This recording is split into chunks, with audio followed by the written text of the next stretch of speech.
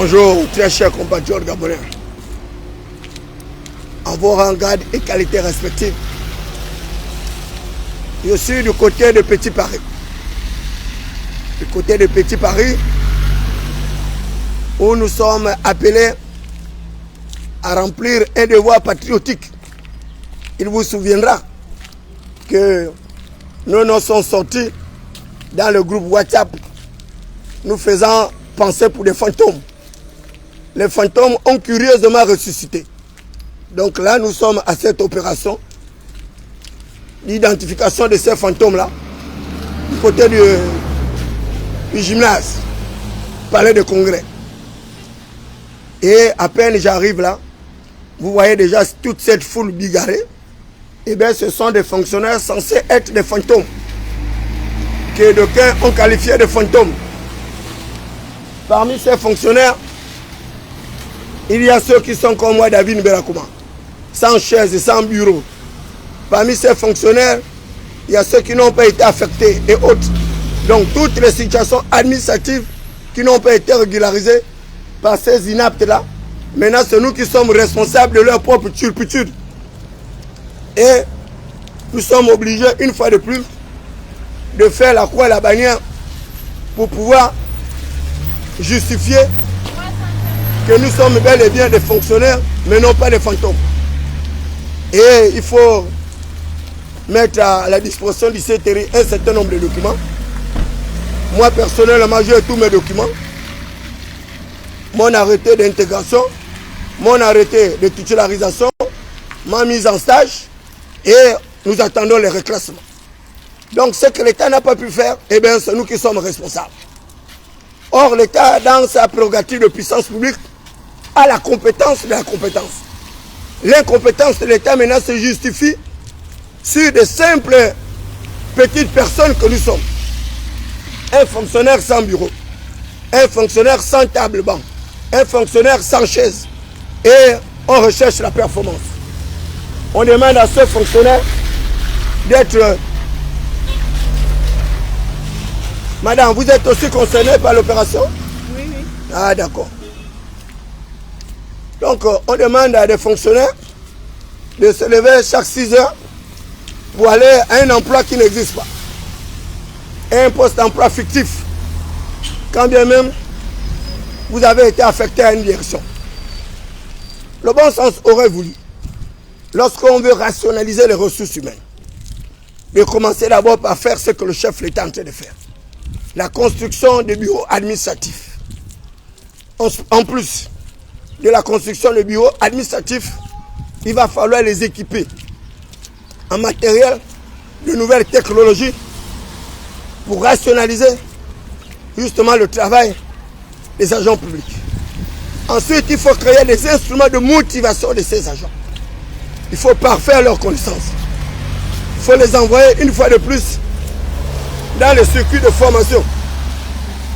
Et là, on nous fait comprendre qu'on ne peut pas aller en formation parce que l'État n'a pas l'argent pour former ses propres citoyens qu'il veut de plus en plus performants. Rejeté dans le cadre de la prise de participation au concours de l'ENA, rejeté dans le cadre d'une possibilité pour David Mberakouma de repartir à l'IRIC, cette école où on forme les diplomates. Et me voilà une fois de plus rejeté par mon administration qui voudrait me faire porter le chapeau de son incompétence. Une compétence criarde et visible, car tout le monde connaît la condition du diplomate gabonais. Nous sommes comptés parmi les diplomates qui vivent dans les conditions les plus exécrables, les conditions les plus misérables. Pas de prime de servitude diplomatique, pas de carburant pour le transport des agents, des batteries brûlées, avec aucune possibilité de réparer une batterie, les véhicules garés, avec aucune possibilité de mettre le carburant dans le véhicule. Tout ça, c'est la responsabilité de David Mberakouma. Avec des diplomates à l'étranger, admis à faire valoir leur droit à la retraite. Ils sont toujours en poste. Parce que les diplomates ne se croisent pas. L'école de nos enfants, jamais payé à temps. Le logement des diplomates, jamais payé à temps. C'est un véritable chapelet de lamentation que je ne saurais vous décrire. Il me faudra prendre pratiquement toute une journée. Donc, lorsque j'étais avec le chef de l'État, j'avais dit au président de la République que moi, David Mbelakouma, était diplomate par défaut. Et que par conséquent, il vaut mieux pour lui de pouvoir m'envoyer ailleurs. Parce que dans l'administration publique, il y a un principe général de la fonction publique qui dit que le fonctionnaire est appelé à servir l'État partout où le besoin se fait sentir.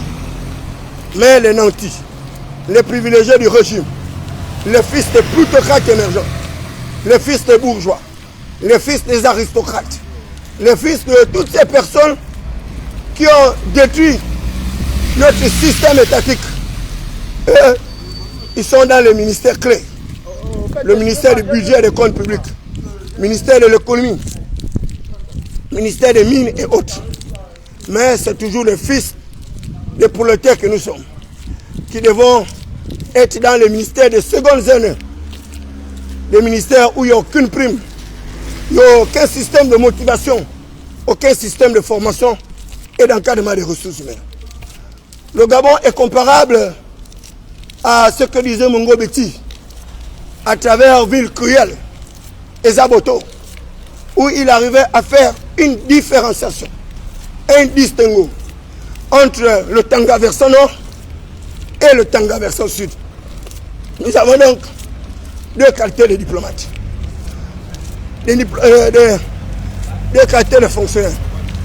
Des fonctionnaires de grandes familles et des fonctionnaires des petites familles que nous sommes de la classe laborieuse.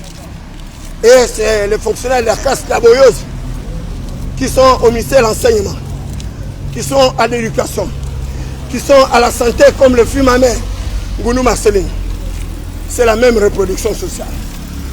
Je dis bien, c'est la même reproduction sociale. Aucune perspective pour les fils et pour le terrain. Pour les laisser pour compte sur ce tout. Les marginaux. Pire encore, les exclus de la croissance économique.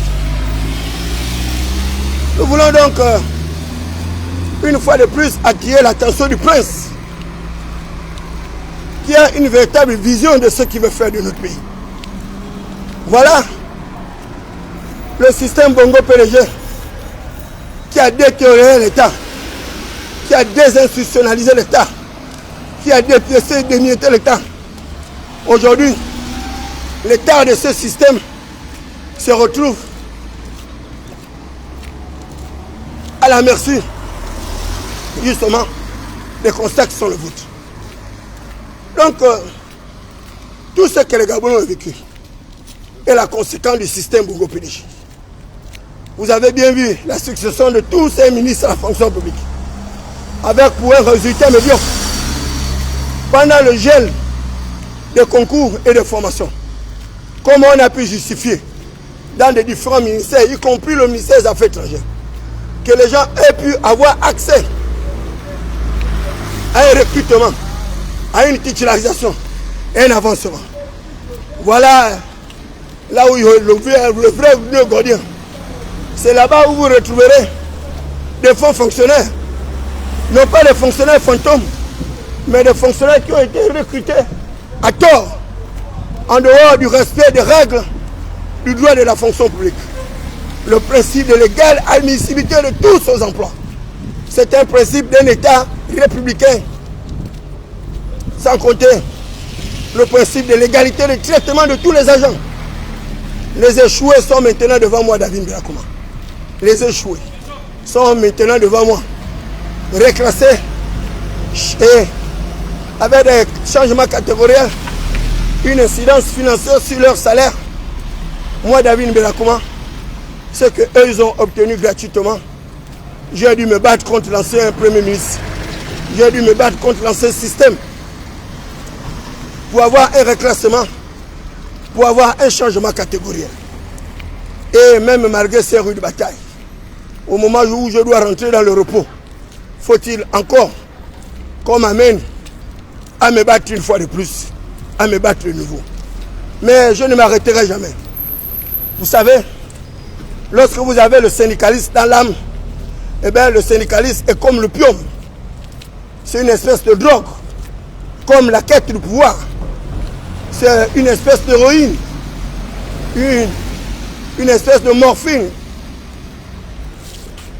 Et c'est comme le cannabis. Donc toutes ces drogues-là ne peuvent pas vous permettre de vous défaire de la réalité. Et la réalité, c'est que moi, David Mbelakouma, je n'ai pas peur. Je dis bien, je n'ai pas peur. J'ai vendu ma vie pour le syndicat. J'ai vendu ma vie pour la protection des minorités. J'ai vendu ma vie pour la protection de mes devoirs. Quel que soit le système, quel que soit le régime, quelle que soit la puissance, la force, la détermination des autorités, moi, David Mbelakouma, personne ne volera mon droit. Personne ne m'opprimera. Personne ne m'opprimera. Parce que je ne l'accepterai jamais. Et je me battrai jusqu'à la dernière goutte de mon sang pour faire prévaloir mes droits et libertés. Donc, pour le moment, je vais prendre un café quelque part à Pélisson. Parce que hier, j'ai pu faire le clando avec la voiture que Brice Koto Ligi Gemama a achetée. Une voiture qui avait été volée par ses collaborateurs. Et à cause du bruit, parce que David Mbelakouma aime faire le bruit. Et c'est ce qu'ils ont répandu auprès du prince. Que je suis un gueulard. Je suis un insoumis. Donc eux, ils doivent me faire vivre dans la misère. Pendant que le prince leur a donné les instructions pour célébrer le prince Adouma. Le prince leur a donné les instructions pour me nommer quelque part afin d'éviter ce conflit avec les autorités de mon ministère. Malheureusement, c'est le même marteau qui frappe, dont on a raccourci le manche pour mieux ajuster le coup. Ils sont là à ma trace, toujours sur mes pieds, en train de me donner des coups de boutoir, des coups de poignard, des coups de marteau.